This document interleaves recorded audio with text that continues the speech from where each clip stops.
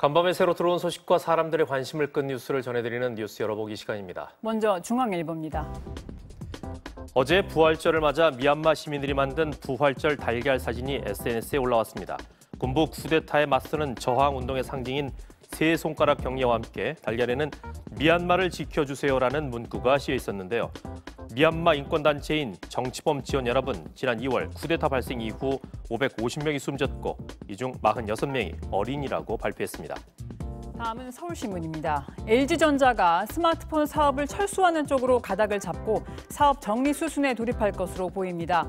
LG전자는 오늘 임시이사회를 열고 스마트폰 사업 담당 MC사업본부의 향후 사업 계획을 발표한다는데요.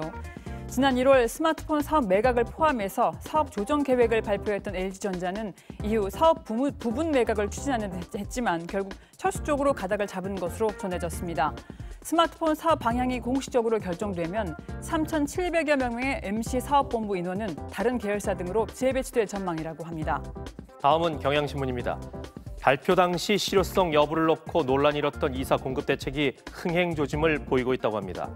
각 지자체와 민간 조합에서 사업 신청이 쇄도하면서 이사 대책으로 예고한 공급 물량을 조기에 달성할 수 있다는 분석도 나오고 있다는데요. 국토교통부에 따르면 지난달 30일 기준 도심 공공복합사업과 공공직접시행정비사업 등 이사 대책 후보지를 신청한 곳은 341곳에 이른다고 합니다. 초기 흥행에는 성공했지만 이사 대책이 본 궤도에 오르려면 관련 법 정비가 필수적인 상황에서 재보궐선거 이후 예상되는 개각이나 정계 개편 등에 따라 사업이 영향을 받을 수도 있다고 합니다.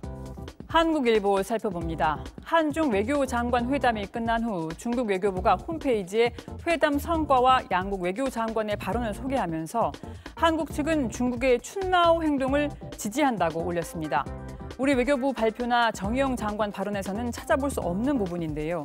춘마오 행동은 지난달 7일 왕이 외교부장이 해외에 있는 중국 교민에게 중국 백신을 맞게 하기 위해서 여건이 되는 국가에 중국산 백신 접종 센터를 설립하겠다고 밝힌 계획입니다.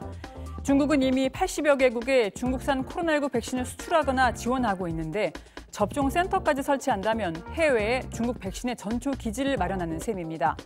우리 외교부는 중국 측 발표와 관련해 양측은 코로나19 가운데서도 인적 교류 확대 필요성에 공감한다면서 백신 관련 협력은 우리 방역당국 등 관계 부처와의 협의가 필요한 사안이라고 밝혔습니다.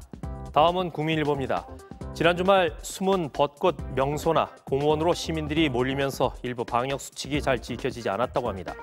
어제 오전 9시부터 낮 12시까지 서울 여의도 한강공원 인근을 둘러본 결과 마스크를 쓰지 않거나 턱 마스크를 한 사람들이 20명 넘게 발견됐다는데요.